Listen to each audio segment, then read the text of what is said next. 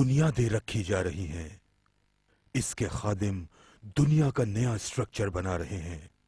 वो एक नया दौर लेकर आ रहे हैं, एक नया सिस्टम, एक नया वर्ल्ड ऑर्डर। 1945 में दूसरी आलमी जंग के खात्मे से लेकर 1979 में सर्द जंग के इख्तिताम तक हमारा एक ही आलमी तनाजुर था। रिपब्लिकन और डेमोक्रेटिक पार्टी के सदर हैरी ट्रूमन से जॉर्ज बुश तक आज़ादी के लिए जद्दोजहद करते रहे। उनके मकासद में अमेरिका को ताकतवर बनाना, मिडिल क्लास के लोगों को सेहतमंद रखना, गुर्बत का खात्मा और दुनिया से कम्युनिज्म को निजात दिलाना शामिल थे। 1979 और उसके बाद सदर बुश ने भी मेरी तरह न्यू वर्ल्ड ऑर्डर की इस्तिलाह को बार बार इस्तेमाल किया।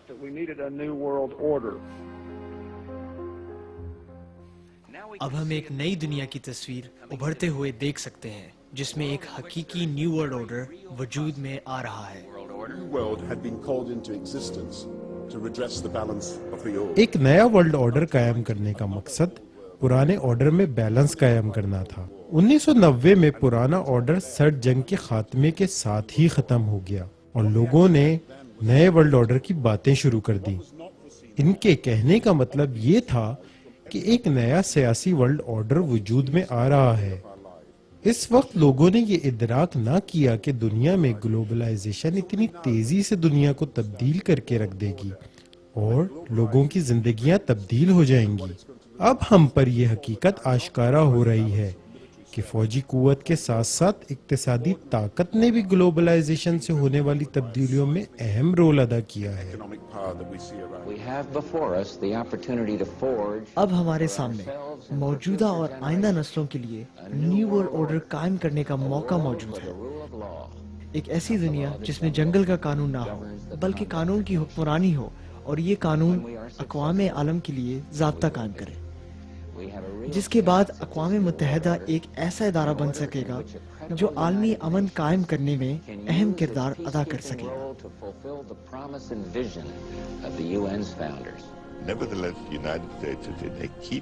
अमेरिका इस वक्त अहम मकाम पर है। बुश की सदारत के बाद एक न्यू वर्ल्ड ऑर्डर तश्कील पाएगा।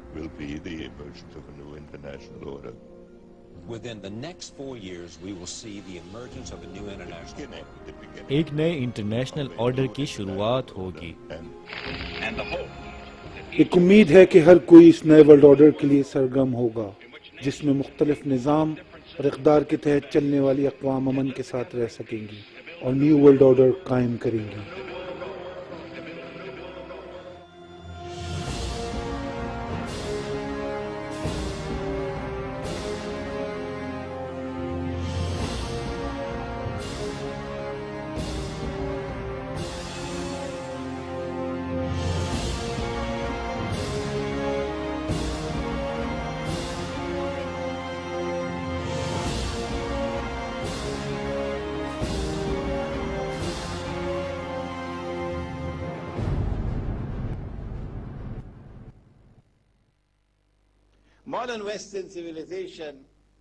क़यामत के बारे में जदीद मगरबी तहजीब का एक गैर तहरीर शुदा ख्याल है,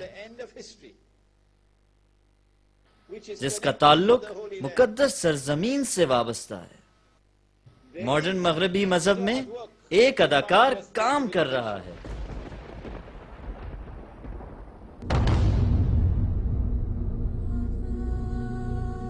जब हम मजहब दुश्मन दज्जाल के खादमीन के मौजू पर बात करते हैं तो इनके सिंबल्स या लोगोस को समझना होगा, जो इस जमाने में चीजों को कंट्रोल कर रहे हैं।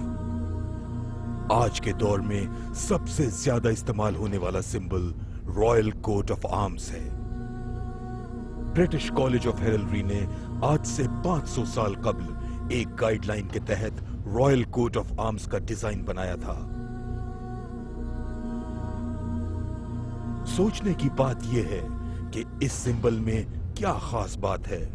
सबसे पहली बात तो यह है कि रॉयल कोट ऑफ आर्म्स और बर्तानिया का ताल्लुक अबरानी नस्ल से वाज़ेह होता है।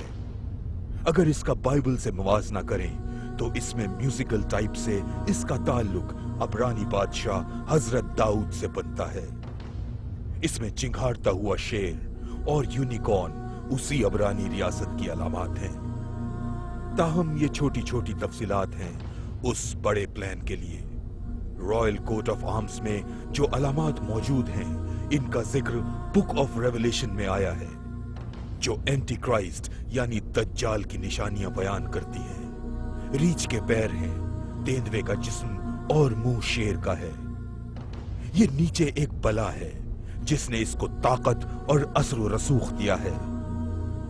ये एंटी क्राइस्ट का सिंबल अब इतना फैल चुका है कि अब इस दुनिया के हर घर में पाया जाता है।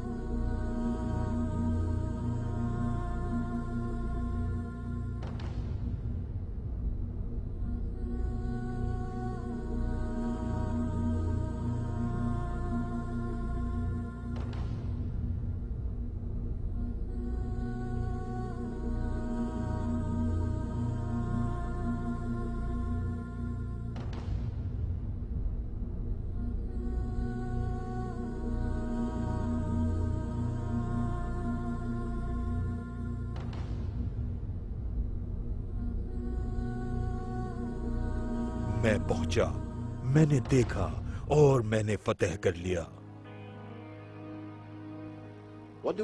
हम इसको क्या समझें? क्या कहानी यहीं पर खत्म हो गई? अभी और बहुत कुछ बाकी है। We're talking about a clique, an elite group, whose religion हम इस वक्त एक बड़े ग्रुप की बात कर रहे हैं। Illuminati. इस ग्रुप का मजहब ओल्ड टेस्टामेंट हरगिज नहीं है। ये तो इल्यूमिनाई यहूदियों अरबपति सहूनियों का ग्रुप है, जो न सिर्फ अमेरिका को कंट्रोल करता है बल्कि दूसरी बड़ी सुपर पावर रूस और मशरिक वस्ता को इसराइल के जरिए कंट्रोल कर रहा है। इसराइल के पास 400 एटमी हथियार, केमिकल और बायोलॉजिकल हथियारों का जखीरा है। ये लोग अक़वाम मुत्तहिदा के जरिए यूरोपीय दुनिया को कंट्रोल कर रहे हैं। And they control the whole world through the power of the United Nations.